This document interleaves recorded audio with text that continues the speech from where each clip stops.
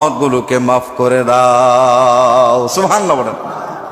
উম্মতের দরদি দয়াল নবী শুয়ে আছেন ওই মদিনায়। 6 মাসে গর্বে নবী পিতাকে হারায়। ওরে 6 বছরের কালে নবী গো নবী মাতা কে হারায়া তিনি এতিম হইলেন এই ধরায়।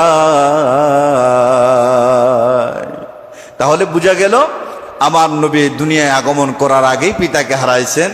দুনিয়ায় আসার পরে 6 বছর